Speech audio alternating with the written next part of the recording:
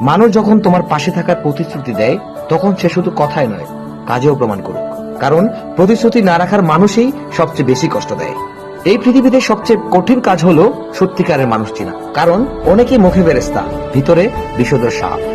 মানুষকে তার কর্ম দিয়ে বিচার করো, কথায় নয়। মানুষের সবচেয়ে বড় পরিচয় হলো তার মানবতা।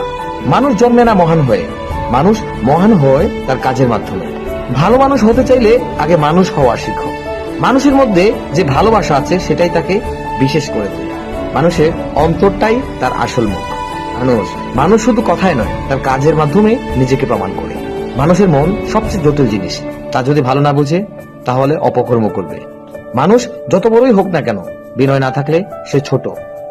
মানুষের চেয়ে বড় ধর্ম আর কিচ্ছু নেই। একজন মানুষের জীবনে প্রকৃত মূল্য দেখা যায় বা বোঝা যায় তার প্রভাব থেকে, পরিস্থিতিতে নয়।